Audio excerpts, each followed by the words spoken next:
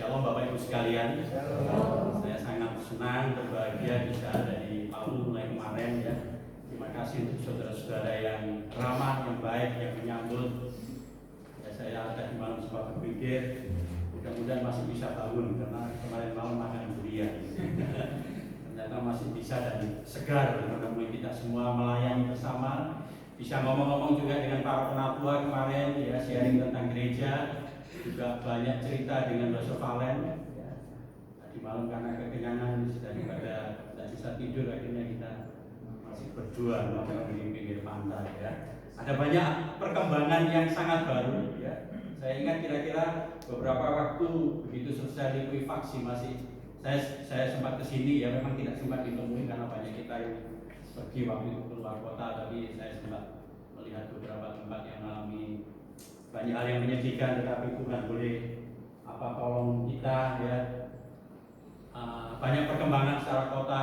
Ketika saya buka album GKT Trinity, lihat khotbah saya yang lama, saya ingat pernah sharing juga tentang pembangunan gereja. Salah satunya bentuk GKT Trinity ini foto 2017 kalau tidak salah, ketika saya khotbah di salah satu tempat, saya sharingkan juga. Nah ini ya bentuk gereja kita ya, yang Anda pasti tahu bagaimana Tuhan berproses melalui gereja Trinity, dan kita tahu bahwa kalau saat ini sampai bisa seperti ini itu karena anugerah dan kebaikan Tuhan. Amin. Tuhan mencintai saudara, Tuhan mengasihi saudara. Memang kita harus melewati gempa, likuifaksi, melewati COVID, tetapi kita melihat buktinya kasih Tuhan. Karena itu saya rindu supaya kasih kita kepada Tuhan juga kasih yang tidak berlalu. Di tengah-tengah juga tentunya kita masih terus bergumul dan berjuang, tetapi lihatlah bahwa perkembangan yang luar biasa Tuhan sudah kerjakan melalui dan di dalam hidup kita. Bukan karena kita, tetapi karena pertolongan. Salam dari BP Sinode yang ada di malam untuk kita semua tetap perhatian kepada saudara-saudara di Trinity. Dua hamba Tuhan sebelumnya sudah meninggalkan kita karena mereka ada hal-hal yang harus mereka kerjakan, tapi saudara sekarang sudah punya Brother Valen ya, yang masih muda dan ganteng ya. Ganteng nomor 2, nomor 1 tetap saya ya. Untuk boleh melayani. Terimalah dia, tentunya kita berharap terimalah dia, dukunglah dia, dan bekerja samalah dengan baik ya. Tentu kita tidak bisa bertumpu hanya kepada Brother Valen, tapi kemajuan gereja ini adalah tentu ada di tangan kita semua ya. Dengan kerjasama saya percaya GKT Trinity boleh sungguh-sungguh menjadi gereja yang boleh memberitakan Allah yang Tritunggal. Kebetulan minggu ini itu adalah minggu pertama sesudah Pentakosta. Itu diperingati sebagai Minggu Trinitas Kudus atau Hari Raya Tritunggal Maha Kudus. Ya, meskipun kita nanti tema akan berbicara soal keluarga, tapi kita diingatkan. Karena itu saya langsung, ya hari ini adalah Minggu Trinitas Kudus. Kita pakai sekolah putih dan gereja kita bernama Gereja Trinity. Ya. Lagu pertama dan lagu kedua tadi juga soal Allah Tritunggal. Kita meninggikan Allah yang Tritunggal yang boleh bekerja.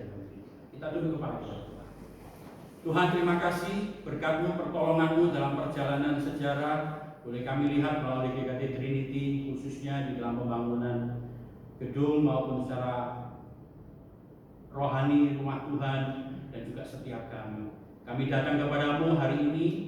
Kami percaya Roh Kudus hadir dan ada di tengah-tengah kami melalui peristiwa Pentakosta yang sudah kami rayakan, dan kami ingin membangun keluarga-keluarga yang boleh hidup, keluarga-keluarga yang boleh memuliakan nama Tuhan, keluarga-keluarga yang boleh bertumbuh takut akan Tuhan. Berkatilah sepanjang bulan ini kami akan merenungkan bagaimana Tuhan berkarya bekerja melalui keluarga-keluarga kami. Kami serahkan firman-Mu yang kami renungkan pada pagi hari ini. Di dalam nama Tuhan Yesus kami berdoa dan kami percaya. Amin. Bapak Ibu, saya ajak kita membuka teks Alkitab dari Ulangan pasal 6 ya. Ulangan pasal 6 ayat 1 sampai 9. Ya, karena ini minggu keluarga, izinkan saya agak rileks sebentar terhadap kita semua ya. Jadi saya berharap kalau ada yang suami istri tetapi duduknya terpisah, saya harap supaya bisa duduk menjadi satu bangku atau jejer gitu ya. Boleh nggak?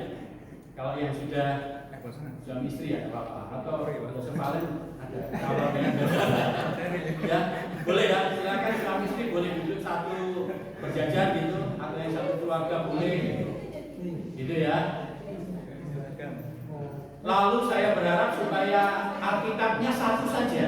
Nah, Alkitabnya satu saja, entahkah bentuk Alkitab tertulis seperti saya ini atau gadget, dipakai satu saja gadgetnya. Jadi supaya kembali kepada masa lalu waktu menikah. Terus terang ketika saya diberi tema ini, saya langsung buka video pernikahan saya. Ya, saya coba cari waktu itu bagaimana firman Tuhan yang disampaikan. Waktu itu saya diberkati juga oleh Pendeta Petrus Pamuji ya dalam pernikahan. Saya lihat kembali video itu, dia membaca Alkitab bersama sebagai suami istri dan sebagainya. Jadi ya, karena ini minggu-minggu keluarga. Kita tidak berharap cuma sebulan ini aja keluarga kita kuat gitu ya saya. Tapi seterusnya, tapi ini menjadi momen. Ya. Ulangan 6 ayat 1 sampai 9 kita baca bergantian ya. Saya ayat 1, kemudian silakan Bapak Ibu, saudara sekalian, jemaat sekalian ayat 2. Kasih kepada Allah adalah perintah yang utama. Inilah perintah, yakni ketetapan dan peraturan yang aku ajarkan kepadamu atas perintah Tuhan Allahmu untuk dilakukan di negeri kemana kamu pergi untuk mendudukinya. Supaya seumurmu engkau dan anak cucumu taat akan Tuhan Allahmu dan berpegang pada segala ketetapan dan perintahnya yang disampaikan kepadamu dan supaya lanjut untukmu. Maka dengarlah hai orang Israel, lakukanlah itu dengan setia, supaya baik keadaanmu dan supaya kamu menjadi sangat banyak, seperti yang dijanjikan Tuhan Allah nenek moyangmu kepadamu di suatu negeri yang berlimpah-limpah susu dan madunya. Dengarlah hai orang Israel, Tuhan itu Allah kita, Tuhan itu Esa. Kasihilah Tuhan Allahmu dengan segenap hatimu dan dengan segenap jiwamu dan dengan segenap kekuatanmu. Apa yang diperintahkan kepadamu hari ini haruslah engkau perhatikan. Kan ya? Haruslah engkau mengajarkannya berulang-ulang kepada anak-anakmu dan membicarakannya apabila engkau duduk di rumahmu, apabila engkau sedang dalam perjalanan, apabila engkau berbaring, dan apabila engkau bangun. Haruslah juga engkau mengingatkan sebagai kata-katamu dan hal itu menjadi lambang di lidahmu. Dan haruslah engkau menuliskannya pada tiang pintu rumahmu dan pada pintu gerbangmu. Bapak Ibu sekalian, ya, ayat 2 itu menjadi ayat hafalan kita. Seperti biasanya saya selalu pilih dari teks. Ada satu yang kita bisa hafalkan, kita hayati. Supaya seumur hidupmu engkau dan apa? Anak cucumu. Perhatikan saya tuliskan di layar ini ya. Supaya engkau dan anak cucumu. Ya, ini sudah mulai mengerucut. Sebenarnya teks ini itu ditujukan kepada keluarga-keluarga Israel. Tuhan Allah berbicara melalui Musa, ya kalau kita perhatikan konteksnya mulai pasal 5 di situ ada ke-10 firman, di situ dimulai dengan Musa mengumpulkan tua-tua Israel ya, orang-orang senior Israel dikumpulkan lalu berpesan kepada mereka, pesan itu untuk mereka sekaligus untuk keluarga mereka, untuk anak cucu mereka. Supaya engkau dan anak cucumu takut akan Tuhan, berpegang pada apa? Segala ketetapan, segala perintahnya, segala firman-Nya. Apakah ini kemudian menjadi hal yang sudah kita lakukan? Yang saya percaya itu sebenarnya dipelihara dari generasi ke generasi. Mulai dari yang betul-betul bangsa Israel pilihan itu, lalu kemudian menjadi Israel dalam artian Israel yang baru, Israel secara rohani yaitu orang-orang Kristen. Saya percaya ini sesuatu yang penting, sesuatu yang menjadi dasar ya, atau fondasi dari keluarga-keluarga, yaitu apa? Memelihara firman Tuhan, berpegang kepada segala ketetapan, berpegang kepada segala perintah Tuhan untuk dilakukan di dalam keluarga Tuhan. Saya melihat bahwa ketika ini miss, ketika ini tidak dilakukan, ketika ini berasa dilakukan, yang terjadi itu memang adalah satu kondisi-kondisi keluarga yang sangat-sangat berat. Ya, saya coba temukan dan mencari data soal perceraian. Memang ini data di Indonesia, Bapak Ibu yang dikasih Tuhan, ya, bahwa ternyata secara tren kasus perceraian dalam 5 tahun terakhir ini memang fluktuatif Tetapi tahun 2021 itu dikatakan tertinggi dan terendah pada tahun 2020. Kasus perceraian itu meningkat 53% tahun 2021 dibanding tahun 2020. Dan yang lebih banyak menggugat cerai itu biasanya siapa? Siapa yang menggugat cerai? Suami atau istri? Istri. 53% itu istri menggugat cerai yang disebut cerai gugat. 24% terjadi karena perceraian diajukan oleh pihak suami. Dan menarik Bapak Ibu yang dikasih Tuhan, bahwa penyebab perceraian itu juga sangat beragam. Perselisihan, pertengkaran terus-menerus menjadi faktor tertinggi. Lalu lainnya dilatar belakangi dengan alasan-alasan yang lain. Maksud saya ingin bertanya seperti ini. Siapa yang kita salahkan ketika ini terjadi? Saya menemukan ini bukan hanya terjadi pada banyak keluarga non-Kristen, tetapi banyak keluarga-keluarga Kristen itu mengalami seperti ini. Meskipun kadang keluarga-keluarga Kristen itu lebih sungkan, malu untuk mengungkapkan bahwa sebenarnya meskipun mungkin mereka tidak bercerai secara hukum, karena memang secara gerejawi tentunya tidak diizinkan untuk bercerai, tetapi ternyata dalam kehidupan mereka sudah bercerai dalam artian secara fisik. Saya menemukan banyak cerita karena istri saya juga menjadi bagian yang aktif di pelayanan ya, di komisi wanita dan sebagainya. Menemukan banyak cerita teman-teman sebaya saya yang mereka juga adalah orang-orang Kristen, ternyata dalam rumah tangganya sekali ini mengalami banyak permasalahan sudah sekalian. Tidak sedikit mereka yang kemudian pada akhirnya memutuskan untuk berpisah, bahkan ada yang jelas-jelas bercerai secara hukum. Saya sempat menemukan satu foto sebuah kegiatan itu, ketika saya diceritai ini sebenarnya ada masalah kita akan bercerai. Lalu saya lihat fotonya itu, foto ketika mereka rekreasi, mereka masih bersatu gitu. Tapi kemudian saya mengatakan ya itu proses. Setelah ini kira-kira 1 minggu kemudian mereka langsung bercerai. Dan permasalahannya itu macam-macam. Saya juga menemukan cerita-cerita banyak yang ya seperti saya katakan tadi, bahwa ternyata mereka memang mungkin secara hukum tidak bercerai, tetapi dalam rumah mereka sudah pisah tempat sendiri-sendiri. Yang terjadi adalah pertengkaran-pertengkaran.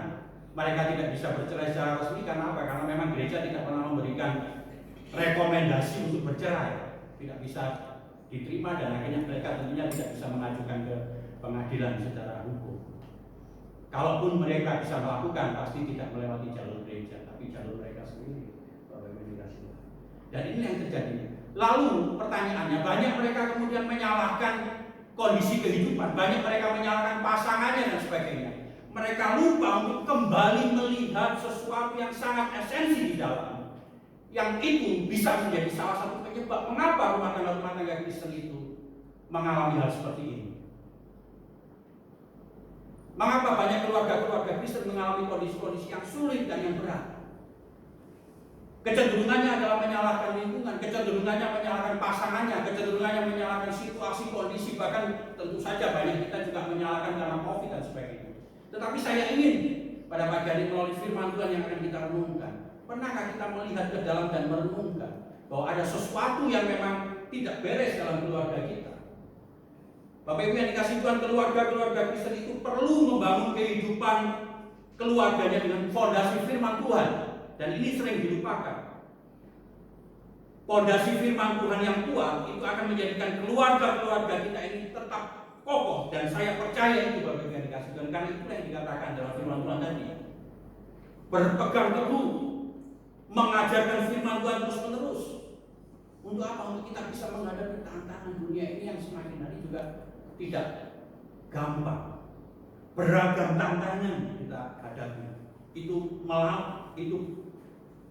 menerpa keluarga-keluarga Kristen, menerpa anak kita, menyerang anak kita, menyerang kehidupan sendi-sendi, filosofi, nilai-nilai daripada keluarga.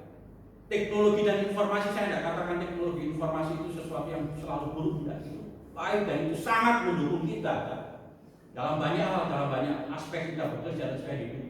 Tetapi kalau kita tidak hati-hati, ternyata juga teknologi informasi dan sebagainya itu banyak merampas nilai dan kehidupan daripada keluarga. Saya kira kita tidak memungkiri bahwa dengan adanya gadget itu seringkali mengurangi kebersamaan kita di dalam keluarga. Kebersamaan fisik dengan keluarga itu akhirnya digantikan dengan apa? Dengan kesibukan kita untuk kita memeriksa gadget kita, membaca WA kita. Ya, saya terus terang juga kalau mau merefleksi betul, sehari itu untuk kita menoleh dan melihat WhatsApp kita itu berapa kali? Ya memang pekerjaan kita kadang kita katakan nggak bisa memang melepaskan dari itu karena informasi kerja dan sebagainya dari situ. Tetapi kalau sampai itu kemudian mengganggu dan merampas di dalam komunikasi hubungan kita dengan keluarga, dengan istri, dengan anak kita dan sebagainya, maka tentunya ini sesuatu yang patut kita renungkan. Konsep dan nilai-nilai yang ada di dunia ini, ajaran-ajaran yang bermacam-macam dari teknologi dan informasi seringkali juga merampas dan menantang kehidupan keluarga kita. Kejahatan dan moral. Coba kita perhatikan sekarang kejahatan-kejahatan yang dulu tidak pernah ada, sekarang ada. Pakai kejahatan cyberbullying dan sebagainya itu semuanya bermunculan, dan siapa aktor di balik itu semua? Kebanyakan juga banyak anak-anak muda sudah sekalian. Mereka yang ternyata memahami dunia IT dan akhirnya kemudian mereka terseret untuk melakukan kejahatan-kejahatan seperti ini. Saya tidak katakan sekali lagi teknologi informasi jahat selalu ada, tapi itu disalahgunakan dengan berbagai macam kejahatan moral yang bermacam-macam. Belum lagi soal etika, soal sosial dan sebagainya. Bapak Ibu yang dikasih Tuhan, saya kira tema kita pada pagi hari ini sangat penting, bahwa kita perlu kembali melihat ke dalam keluarga kita. Kita perlu kembali melihat sesuatu yang basic yang menjadi modal untuk keluarga-keluarga Kristen ini bisa bertahan di tengah-tengah dunia ini.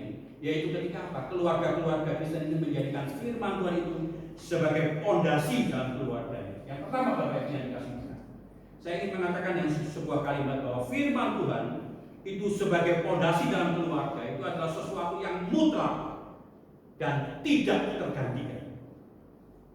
Firman Tuhan sebagai fondasi dalam keluarga itu adalah sesuatu yang mutlak dan apa? Tidak tergantikan. Kita tidak bisa menggantikan firman Tuhan itu dengan hal lain, saudara sekalian. Karena itulah ya, kalau kita pelajari, ya kita baca analisa dari penulis, penafsir dan sebagainya, mereka mengatakan ayat 1 sampai dengan ayat 9 ini boleh dikatakan rangkuman kecil dari banyak catatan-catatan soal-soal. Kalau kita lihat secara keseluruhan kitab Ulangan ini kan pengulangan-pengulangan kisah-kisah kehidupan bangsa Israel. Selain pengulangan kisah kehidupan, juga di sana ada pengulangan-pengulangan soal apa?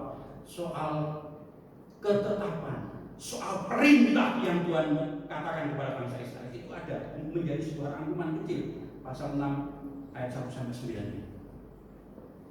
Dan secara khusus perintahnya itu apa? Yaitu supaya mereka menjadi umat yang berpegang kepada firman Tuhan. Ya, inilah perintah. Perintahnya siapa? Perintahnya siapa? Perintahnya Tuhan. Memang melalui Musa, tetapi itu adalah perintah Tuhan. Ditambahi dengan kalimat ketetapan, peraturan yang aku ajarkan atas perintah Tuhan. Kemudian dilanjutkan bahwa bagian-bagian seperti saya katakan tadi itu, perintah ketetapan ini adalah yang berkaitan atau dibutuhkan, yang paling penting atau sesuai dengan kita, yang paling mendasar yang menjadi fondasi dalam keluarga, yaitu apa? Mengajarkan firman Tuhan berulang-ulang. Mengajarkan firman Tuhan berulang-ulang. Saudara, tentunya kalau namanya perintah Tuhan, saya katakan mutlak dan tidak tergantikan, itu artinya kita tidak boleh tawar-menawar. Sudah tidak ada lagi tawar-menawar. Tidak bisa dikatakan boleh, tidak boleh, tidak bisa. Ini harus harus dilakukan. Bahkan ini menjadi dasar yang sangat penting. Perintahnya Tuhan, perintah ini karena apa? Karena dasarnya adalah sebuah perjanjian yang Allah buat dengan umatnya. Allah yang sudah berkarya bagi umatnya, Allah yang sudah menyelamatkan, Allah yang sudah menolong. Nah sekarang aku memberikan sebuah perintah, masa kita berkata, itu artinya kita nanti sama seperti orang yang hanya ingin berkat-berkatnya saja, tetapi kemudian lupa perintahnya. Ini mutlak, ini tidak bisa digantikan Bapak Ibu yang dikasih Tuhan untuk mempelajari akan firman Tuhan. Firman Tuhan atau perintah ini disampaikan setelah 10 hukum disampaikan untuk mengingatkan kepada mereka sebagai umat perjanjian. Tuhan sudah memimpin mereka keluar dari Mesir menuju tanah Kanaan. Dan saya kira sekali lagi kalau kita ingat Mesir dan tanah Kanaan, meskipun itu pengalaman secara fisik daripada bangsa Israel, tetapi secara rohani itu sebenarnya pengalaman kita semua yang dibawa oleh Tuhan dari perbudakan dosa untuk masuk ke negeri Kanaan. Yang saat ini sebenarnya kita sudah punya KTP-nya yang nanti kita nikmati di surga, tetapi sekaligus kita ini sudah ahli waris kerajaan Allah. Kita sudah punya tiket masuk ke negeri Kanaan sebagai umat pilihan Allah yang sudah mengalami berkat-berkat Allah yang Tuhan sudah selamatkan dari kematian kekal menuju kepada kehidupan kekal. Masa kita masih mau? Tidak mau Tuhan, tidak mau tak, tidak mau melakukan ini dalam keluarga. Firman Tuhan sebagai pondasi dalam keluarga itu adalah sesuatu yang mutlak dan tak tergantikan. Bapak Ibu yang dikasih Tuhan, bulan yang lalu itu saya sempat 2 bulan yang lalu maksud saya sempat mengikuti sebuah sidang PGI di mana di Balikpapan. Tentunya kita mencari teman yang biasa kita kumpul ya, karena kita random dengan banyak hamba Tuhan dari sinode-sinode lain. Cari teman untuk satu kamar gitu. Nah menarik Bapak Ibu yang dikasih Tuhan, saya biasanya jam 10 malam itu sudah tidur gitu ya. Tapi dia katakan, Pak Sonson saya mohon maaf, saya biasanya jam 10 malam itu nanti mohon jangan terganggu ya Bapak, boleh tidur duluan boleh, tapi jangan sampai terganggu ya, karena saya punya sesuatu yang kebiasaan dalam keluarga kami yang tidak bisa digantikan, yaitu melakukan persekutuan dengan keluarga.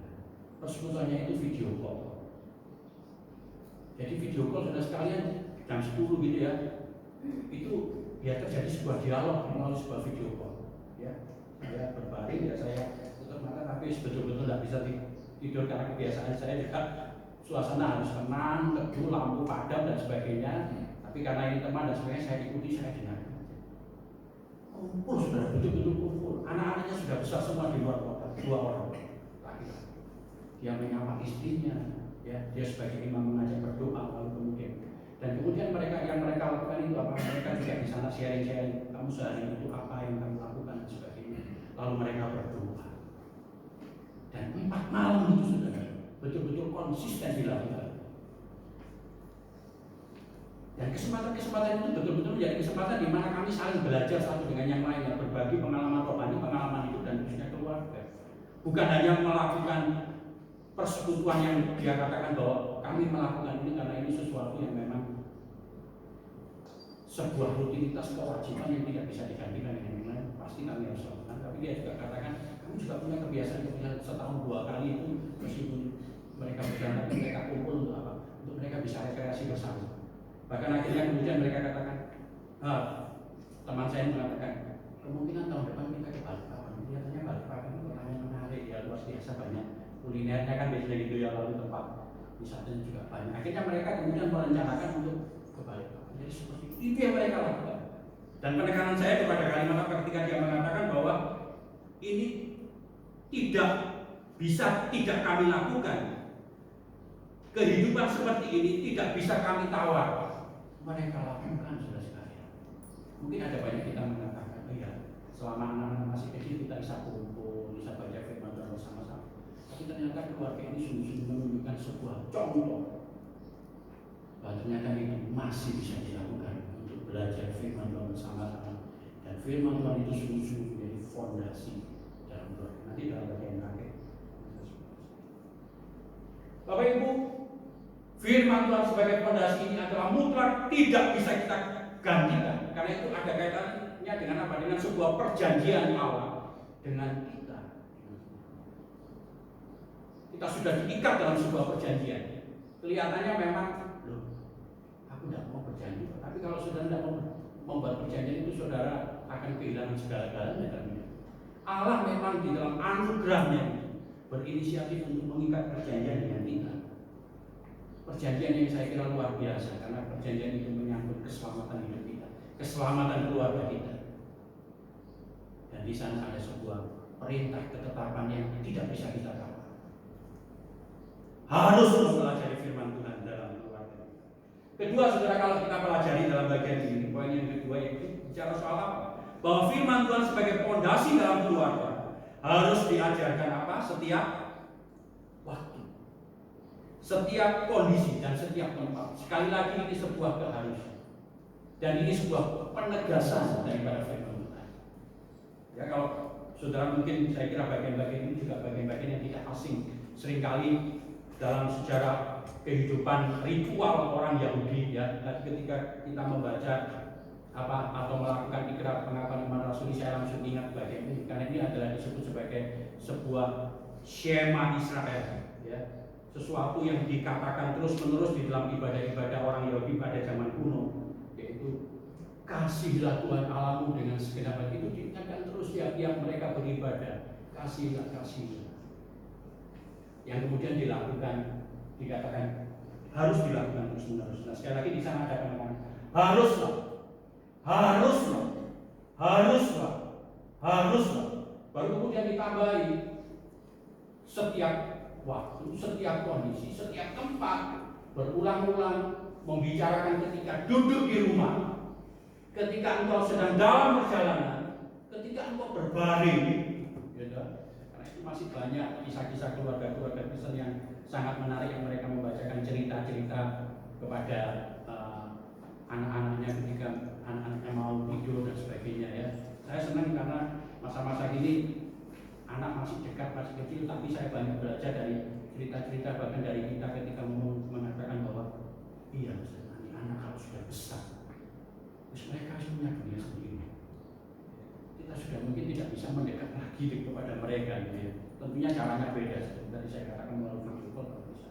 Tetapi kesempatan untuk bisa mengajarkan berulang-ulang, berbicara kepada mereka ketika mereka di rumah, ketika kita dalam perjalanan, ketika mereka mau berbaring, ketika bangun pun diajar untuk seperti itu, ya. Kemudian dikatakan diikatkan sebagai tanda pada tangan. Ya, memang ada istilah dari orang-orang Yahudi yang secara harafiah menerjemahkan bagian ini dengan mengatakan bahwa mereka membuat sebuah tali dari kulit dengan kotak yang kecil lalu ditempelkan di tangan mereka yang berisi ketetapan-ketetapan dan aturan-aturan hukum Israel yang disebut tefillin. Mereka ikat di tangan ini, kemudian mereka juga ikat di dahi mereka untuk supaya orang-orang Israel, keluarga-keluarga itu ingat bahwa ini loh, firman ini harus betul-betul melekat, ada di tanganmu, ada di dahimu. Ya, bahkan kalau kita lihat gambar-gambar pakaian-pakaian imam pada zaman itu ada semacam tali-tali sembahyang yang digantungi dengan kotak-kotak kecil, yang nanti sudah bisa gambarnya cukup banyak. Itu isinya adalah perintah ketetapan yang dikatakan supaya apa? Supaya firman itu betul-betul mendarah daging. Ya, tentunya kita tidak harus melakukan secara hurufiah seperti itu, ya. Wah, supaya orang lihat, ya. Wah, ini ada tandanya, kelihatan, wah, dia orang yang khusus sembahyang. Tentu tidak harus seperti itu. Tapi yang intinya itu sebenarnya apa? Firman Tuhan itu harus dipelajari sampai menjadi bagian hidupnya, lifestyle daripada kehidupan orang percaya. Bahkan dikatakan sampai menuliskan pada tiang pintu rumahmu. Ya, tentunya ini berkaitan dengan kepercayaan. Kalau Yunani itu mempercayai tiang-tiang pintu rumah itu adalah tempatnya dewa-dewa. Ya. Lalu orang Yahudi juga mengatakan kalau di tiang-tiang pintu rumah kita itu haruslah tentunya menjadi tempat daripada firman Tuhan itu disampaikan, firman Tuhan itu diberitakan. Memang ada penafsir juga mengatakan itu ada kaitannya dengan ketika peristiwa mereka mau dikeluarkan dari tanah Mesir, mereka harus mengoleskan tiang pintu rumah mereka dengan darah domba, sehingga ketika malaikat maut itu lewat, mereka melihat, oh, ini adalah keluarga yang harus diselamatkan karena mereka sudah mengorbankan sesuatu. Dan itu kemudian menjadi tradisi Paskah, itu di tiang pintu rumah. Dan pintu gerbang pada zaman itu, pintu-pintu gerbang itu menjadi tempat di mana banyak tua-tua Israel itu berkumpul. Mereka menjadikan pintu-pintu gerbang ini menjadi tempat mereka memutuskan perkara-perkara yang penting. Dan ketika dikatakan menuliskan pada tiang pintu rumah, menuliskan pada pintu gerbang, itu artinya firman itu menjadi dasar untuk apapun yang mereka lakukan di dalam keluarga maupun di dalam masyarakat.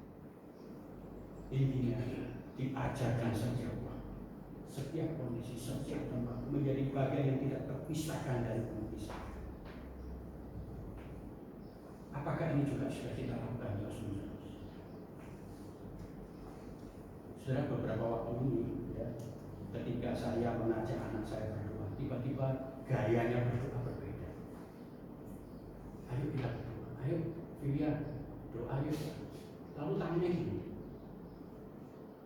Nah memang anak itu mungkin seperti saya gitu ya, senang guyonan atau gimana, karena itu kemanapun itu, aduh anak ini pokoknya mamanya ngomong ini mirip kamu gayanya gitu ya, senang menyenangkan apa gitu. Lalu mamanya ngomong, Akses, gitu. Lalu dia ngomong, oh ya, memang dia di sekolah, memang di situ ada banyak agama yang lain. Gitu. Tentunya yang Kristen disuruh begini dong. Tapi kan dia lihat teman-temannya banyak yang gini kalau doa gitu. Jadi dia seperti itu. Waduh gitu ya. Ya memang dia sekali lagi maksudnya itu guyonan. Tapi saya sebagai papa, waduh ini ada sesuatu yang harus dia diluruskan ini gitu ya. Karena saya tidak ingin dia main-main juga terhadap iman. Nah kami punya kebiasaan itu biasanya kalau biasa kita semua punya pengalaman ya, kalau sudah punya anak masih kecil itu kan kadang siang itu nggak mau tidur dan sebagainya. Mesti siang jam 2 waktunya di situ mamanya tidur, dia mengatakan apa? Pergi ke di sana ada di belakang rumah Araya, di Malang juga kita tinggal di namanya rumah Araya juga ya. Itu ada pemandian kecil, pemandian alam, namanya Sumber Gentong. Jadi waktunya tidur dia pasti ngomong, apa sumber gentong, apa sumber gentong. Jadi berkali-kali kemudian akhirnya dia namanya papanya hatinya baik gitu. Ya bisa sejak dulu ke sana naik sepeda motor. Ketika naik sepeda motor dia saya bonceng di depan ya. Ayo naik kuda yang kuno itu kan. Saya senang naik itu. Akhirnya saya punya cara. Saya ingat satu lagu. Lipatlah tangan, tutup mata untuk berdoa pada Yesus. Mestinya pada Tuhan, tapi saya ganti Yesus supaya lebih langsung. Telat ini Tuhan Yesus. Lalu kalimat pertama kenapa? Lipatlah apa? Lipatlah tangan, bukan buka tangan. Lipatlah tangan. Jadi itu berulang-ulang saya ajarkan. Dan itu sampai sekarang masih saya ajarkan terus. Ketika setiap malam kami mau doa bersama dengan anak ini ketika mau tidur, saya temani dulu ya. Lipatlah tangan, tutup mata. Mamanya juga ikut dan memang saya waktu itu akhirnya ngajarin. Ini saya punya cara untuk ngajar supaya dia ini betul-betul melipatkan, bukan mengangkat tangan gitu. Saya tidak ada anti, saya sangat menghargai dan itu dalam toleransi beragama. Tapi saya ingin supaya betul-betul iman itu diarahkan kepada Tuhan. Lipatlah tangan. Intinya saya ajarkan berulang-ulang. Ya kadang masih ada guyonannya seperti itu, tapi pada akhirnya dia memahami itu semua. Sudah ada satu catatan yang sangat penting yang saya juga bagikan kepada banyak orang ya, tentang anak saya. Kamis 3 Juni 2021 saya baru sadar dulu ini kan juga bulan Juni dan ini tahun 2023 itu artinya 2 tahun yang lalu kira-kira 3 Juni 2021 di rumah papa mertua di desa di Suara itu saya ajak dia percaya dan menerima Tuhan Yesus di atas tempat tidurnya, yaitu artinya dia berumur 4 tahun. Saya ajak dia berdoa. Filia percaya, Filia menerima Tuhan Yesus sebagai Tuhan dan Juru Selamatnya. Dia sangat menghargai Alkitab yang seringkali saya pakai untuk. Ya ini Alkitab biasanya saya pakai hanya untuk persiapan khusus kalau mau. Ada lagi satu Alkitab yang sehari-hari saya coleki. Dia sangat menghargai Alkitab ini, dia kadang-kadang buka lihat, karena mungkin dia kebiasaan papanya, akhirnya dia mencontoh lihat. Dia senang menggambar. Dia kadang-kadang tertarik pengen gambar-gambar di sini, tetapi dia takut untuk gambar di sini. Jadi dia pakai buku, saya pakai renungan catatan punya Charles Swindoll. Di buku itu dia gambar-gambar. Suatu ketika saya, enggak gambar di Alkitabnya papa, dia katakan, enggak apa. Intinya apa saya ingin mengatakan? Firman Tuhan itu pondasi keluarga, tidak bisa ditawar-tawar, dan firman itu harus diajarkan berulang. Setiap waktu, setiap saat, setiap kondisi. Dan tentunya ada berkat yang Tuhan siapkan kalau kita perhatikan. Saat ini ada beberapa foto yang kiranya bisa membangkitkan kembali ingatan semangat kita. Apa ada yang bilang dalam keluarga kita yang seringkali itu sebenarnya kebersamaan yang sangat-sangat penting.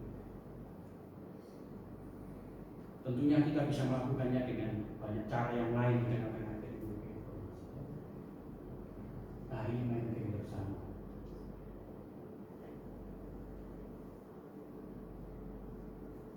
Bukan main game sendiri-sendiri ya, mamanya juga punya game sendiri yang lucu, papanya pakai game sendiri, nanti anaknya sendiri juga gitu ya. Saya mengatakan sama mamanya, kalau dia sudah mulai gila, tinggalkan semua gadget, tidak boleh kita pegang gadget, sama-sama menghargai dia. Karena kalau kita pegang gadget, anak itu pasti juga meniru kita, pasti ingin. Ya, menata rumah bersama, ya, bersepeda bersama. Mungkin banyak kita sudah mulai kehilangan ini ya, karena anak-anak kita sudah besar di luar kota dan sebagainya. Tapi kebersamaan itu bisa kita wujudkan dengan cara yang lain ya. Kita waktu sebentar. Kemarin ngomong dengan Rasul Malam, terus mulai berumur itu repot pasuwe gitu. Saya berharap supaya ini berkat perjanjian Tuhan tersedia bagi setiap kita menjadikan firman Tuhan sebagai fondasi. Itu bagian-bagian akhir dalam bagian ini dikatakan bahwa negeri yang dijanjikan yang berlimpah susu dan madu yang itu akan diberikan. Saya percaya ini saudara-saudara. Pegang ini baik-baik. Kalau saudara sungguh-sungguh menjadikan dan mengutamakan Tuhan dan menjadikan firman itu fondasi keluarga, saya percaya kehidupan keluarga kita itu akan dijaga oleh Tuhan dan kita akan diberkati oleh Tuhan. Dan itulah yang sudah menjadi pengalaman bangsa Israel. Dan saya rindu ini juga menjadi pengalaman kita orang-orang yang percaya pada masa ini. Ketika firman Tuhan betul-betul dinomor satukan dalam keluarga, berkat-berkat inilah yang Tuhan siapkan bagi kita. Umur, lanjut umur, memang banyak orang menafsirkan itu berkaitan dengan umur secara fisik, tetapi juga ada yang mengatakan bahwa janji ini berkaitan dengan bagaimana masyarakat atau kehidupan orang-orang Israel itu menjadi kehidupan yang stabil, kehidupan yang produktif, ya, kehidupan di mana pekerjaan dan rumah tangga mereka dipelihara menjadi sebuah bangsa. Yang kita tahu sekarang juga, mungkin kita dengar 1-2 cerita tentang orang Israel yang punya kepandaian yang luar biasa. Mereka menjadi orang-orang yang ada duduk di pemerintahan dan mereka berpengaruh dan sebagainya. Saya percaya bahwa janji itu sungguh-sungguh nyata bagi kehidupan umat Israel. Lalu tercukupi kebutuhan supaya baik keadaan, itu kalimat dari firman Tuhan, dan janji tentang keturunan menjadi sangat banyak dan akhirnya betul-betul bangsa ini menjadi berkat bagi bangsa-bangsa. Saudara, caranya bagaimana? Ya, saya rindu supaya kita melakukan mesbah keluarga.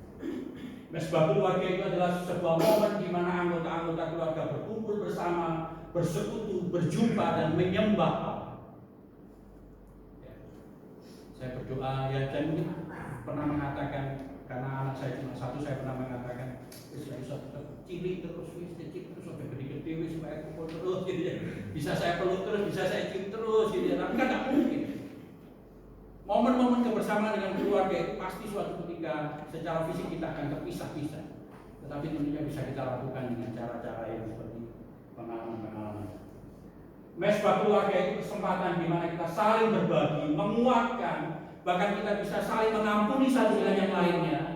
Karena saudara sekalian, saya percaya saudara, kalau saudara sudah berkumpul dengan anak di depan mata saudara dan dia misalnya membuat sebuah pengakuan yang itu sebenarnya adalah sesuatu yang mungkin tanda kutip bisa mengesalkan dan memalukan keluarga, tapi kalau saudara sudah bisa bertemu dengan dia dan dia membuat sebuah pengakuan, ada mamanya, ada saudara, maka saudara akan berkata, ya, Papa bisa menerima, Papa bisa mengampuni, ayo kita sama-sama selesaikan semuanya. Ya.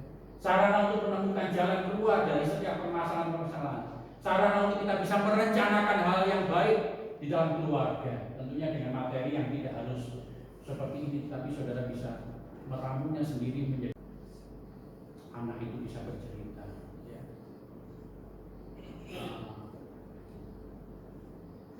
Istri bisa bercerita, suami bisa bercerita satu dengan yang lain. Dan bagaimana caranya? Ya harus ada komitmen. Seperti yang katakan, contoh teman saya ini komitmen luar biasa, dan itu ditaati oleh semua anggota keluarga. Jam 10 ya jam 10 dan mereka video call. Dan saya percaya mereka mau tidak mau harus berkata, kalau misalnya ada anaknya ini ada janji dengan yang lain, oh maaf, jam 10 itu kesempatanmu untuk aku harus telepon papaku, aku harus ada komitmen semua. Karena kalau tidak ada komitmen ya waktu kondisi dan mulailah, jangan menunggu nanti, mulailah. Dan saya ingin mengatakan kalau mungkin tidak bisa lengkap, mulailah dengan apa yang ada, siapa yang ada saat ini, dengan anak-anakmu dan sebagainya. Kalau kita perhatikan Bapak Ibu yang dikasihi Tuhan, ya kembali kepada yang kita mengenal soal fondasi. Ya. Di dalam perumpamaan 2 macam dasar Tuhan Yesus sendiri mengatakan seperti itu. Orang-orang yang mendengar firman Tuhan dan yang melakukannya itu adalah orang apa? Bijaksana. Kita tidak mau disebut orang yang bodoh, kan gitu. Kita tidak mau disebut bodoh, tapi kita maunya menjadi orang yang bijaksana. Orang yang bijaksana itu adalah apa? Orang yang mendengar firman dan melakukan firman itu di dalam hidupnya sehari-hari, sehingga dia membangun rumahnya, membangun hidupnya itu seperti rumah di atas dasar batu, yaitu apa? Yang kokoh meskipun diterjang hujan, banjir dan angin. Tetapi orang yang bodoh, yaitu orang yang apa? Yang mengabaikan firman. Ya memang punya firman Tuhan, tapi tidak pernah menjadi bagian dari keluarga. Maka itu akan seperti apa gambarnya? Seperti orang yang membangun rumah di atas pasir. Gambarnya sebenarnya di sebelah sini ya. Hancur ketika diterjang semua. Bapak Ibu yang dikasih Tuhan, saya ajak kita membaca komitmen keluarga ini. Kita baca bersama-sama ya. Kita baca 1, 2, 3. Kami keluarga-keluarga GKT Trinity berkomitmen menjadikan firman Tuhan sebagai fondasi di dalam keluarga. Saya ajak kita mengambil sikap begini. Saya rindu kalau saudara tidak sungkan dan sebagainya, saudara bisa bergandengan tangan suami istri jadinya ya, suami istri ya. Mungkin juga kalau saudara dekat dengan anak silakan juga bisa bergandengan. Kita baca sekali lagi komitmen ini. 1, 2, 3. Kami keluarga-keluarga GKT ini berkomitmen menjadikan firman Tuhan sebagai fondasi. Mari kita berdoa dan saya rindu memberikan berkat dan Bapak yang kita semua. Bapak kami di surga, berkatilah setiap keluarga-keluarga GKT Trinity yang memulai sebuah momen mulai minggu ini untuk mereka menjadikan bulan ini bulan keluarga. Berkatilah keluarga-keluarga yang ada, berkatilah suami, istri, anak-anak. Mungkin juga banyak di antara kami terpisah-pisah dengan anggota-anggota keluarga kami pada pagi hari ini. Tetapi Engkau tahu ya Tuhan, yang menjadi kerinduan dan harapan kami sesuai dengan firman-Mu yang tersampaikan hari ini. Biarlah kalau selama ini mungkin kami mengabaikan perintah Tuhan ini, kami diingatkan kembali supaya kami sungguh-sungguh menjadikan firman itu bagian daripada kehidupan kami dan bagian daripada kehidupan keluarga kami. Biarlah kami menjadi orang-orang Kristen yang taat, orang-orang Kristen yang bijaksana, yang sungguh-sungguh bukan hanya mendengar firman Tuhan, tetapi melakukan firman Tuhan itu, mengajarkan itu di dalam kehidupan rumah tangga kami sehari-hari, menjadikan itu sebagai bagian yang tidak terpisahkan dari kehidupan kami sehari lepas sehari, menjadikan itu sebagai bagian gaya hidup kami sebagai orang-orang percaya, menjadikan firman itu sebagai sebuah identitas rohani yang termeterai di dalam hidup kami pribadi-pribadi dan di dalam keluarga-keluarga kami. Karena kami percaya bahwa ketika kami melakukan itu semua, sungguh-sungguh berkat-berkat dan janji Tuhan akan terpelihara di dalam keluarga kami. Tuhan berkatilah setiap kami yang sudah mengucapkan komitmen ini di hadapan Tuhan. Dan kami menjadi saksi satu dengan yang lainnya. Suami, istri, anak menjadi saksi untuk kami sungguh-sungguh menjadikan firman ini sebagai fondasi di dalam keluarga kami. Berkatilah ya Tuhan keluarga-keluarga GKT Trinity. Jadikan kami keluarga-keluarga yang menjadi berkat dimanapun kami berada. Kami rapuh Tuhan, kami lemah di dalam banyak hal, tapi topanglah kami untuk menjadi keluarga-keluarga yang kokoh. Karena fondasi kami, dasar kehidupan kami adalah firman Tuhan. Di dalam nama Tuhan Yesus kami berdoa dan menumpangkan berkat bagi kami semua. Amin. Silakan. Saya serahkan kembali kepada Pak.